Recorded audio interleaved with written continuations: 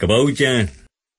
ခန်းကြီး9အငယ်1မှ9ဘုရားသခင်သည်လည်းနောဧနှင့်သူ၏သားတို့ကိုကောင်းချီးပေးတော်မူ၍သင်တို့သည်များပြားစွာမွေးဖွားလျက်မြေကြီးကိုပြည့်စေကြလော့မြေတိရစ္ဆာန်မိုးကောင်းကင်ငှက်အစရှိသောမြေပေါ်မှလှုပ်ရှားတတ်သမျှနှင့်ပင်လယ်ငါအပေါင်းတို့သည်သင်တို့ရှေ့မှကြောက်ရွံ့တုန်လှုပ်ခြင်းသဘောရှိရကြလိမ့်မည်ထိုတိရစ္ဆာန်တို့ကိုသင်တို့လက်၌ငါအပ်၏အသက်ရှင်၍လှုပ်ရှားတတ်သမျှသည်အသီးအရွက်ကဲ့သို့သင်တို့စားเสียဖို့ဖြစ်ရမည်ခတ်သိမ်းသောအရာတို့ကိုသင်တို့၌ငါအပ်ပေး၏သို့တော်လည်းအသက်ကြီးဟုသောအသွေးနှင့်တကွအသားကိုမစားရအကယ်၍သင်တို့အသက်ကြီးဟုသောသင်တို့အသွေးကိုငါတောင်းမည်လူတိရစ္ဆာန်အပေါင်းတို့၌ငါတောင်းမည်ခတ်သိမ်းသောလူတို့၏ညီအစ်ကို၌လူ၏အသက်ကိုငါတောင်းမည်အကျဉ်သူသည်လူ၏အသွေးကိုသွင်း၏ထိုသူ၏အသွေးကိုလူလက်ဖြင့်သွင်းရမည်အကြောင်းမူကားဘုရားသခင်သည်မိမိပုံသဏ္ဍာန်နှင့်အညီလူကိုဖန်ဆင်းတော်မူ၏သင်တို့သည်သားကိုဖွား၍များပြားကြလော့မြေပေါ်မှအလွန်မွေးဖွား၍များပြားကြလော့ဟုမိန့်တော်မူ၏အငယ်8မှ19တဖန်ဘုရားသခင်သည်နောဧနှင့်သူ၏သားတို့ကိုမိန့်တော်မူသည်ကားသင်တို့နှင့်၎င်းနောက်ဖြစ်လက်တန်သောအမျိုးအနွယ်နှင့်၎င်းသင်တို့ထံမှအသက်ရှင်သောတိရစ္ဆာန်တည်းဟူသောငှက်သားယင်သားရဲရှိသမျှသင်္ဘောထဲကထွက်ဆင်းသမျှမှစ၍မြေတိရစ္ဆာန်အပေါင်းတို့နှင့်၎င်းငါသည်ကိုယ်တိုင်ပဋိညာဉ်ပြု၏သင်တို့နှင့်ငါပြုသောပဋိညာဉ်ဟူမူကားရေလွှမ်းမိုးခြင်းအပြင်ခတ်သိမ်းသောသတ္တဝါတို့သည်နောက်တဖန်မဆုံးရကြမြေကြီးကိုဖျက်ဆီးဖို့ရာနောက်တဖန်ရေလွှမ်းမိုးခြင်းမရှိရထိုမှတပါးငါတစ်ဖက်သင်တို့နှင့်သင်တို့ထံမှအသက်ရှင်သမျှသောတိရစ္ဆာန်တို့တစ်ဖက်၌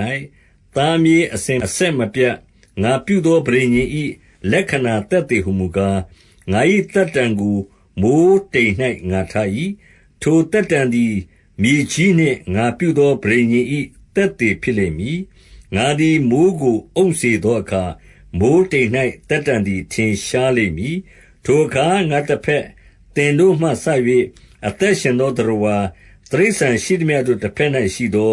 ငါ၏ပဋိညာဉ်ကိုငါအောက်မေ့သဖြင့်ခတ်သိမ်းသောသတ္တဝါတို့ကိုဖျက်ဆီးခြင်းငှါနောက်တဖန်ရေလွှမ်းမိုးခြင်းမရှိရမိုးတိမ်၌သက်တံရှိသည်ကိုငါကြည့်ရှုသဖြင့်ဘုရားသခင်နှင့်မြေကြီးပေါ်မှာ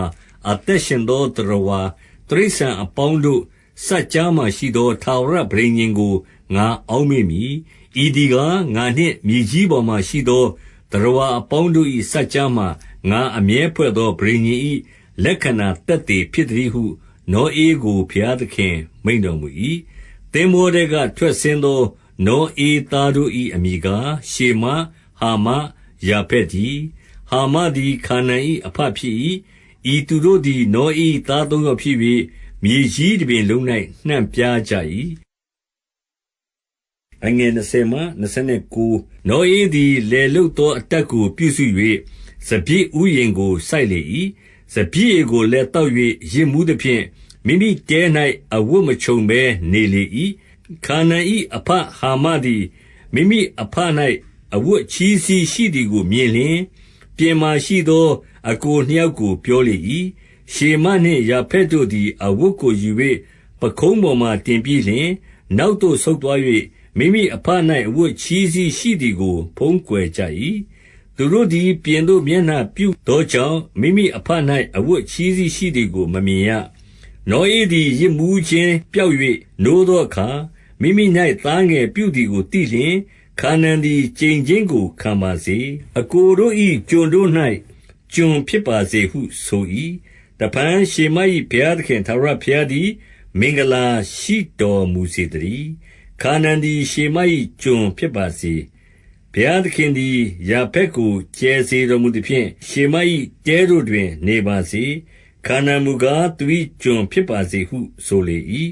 နောဧသည်ရေလွှမ်းမိုးသောနောက်အနှစ်350အသက်ရှင်၍အသက်ပေါင်း950စေ့သောအနိစ္စရောက်လေ၏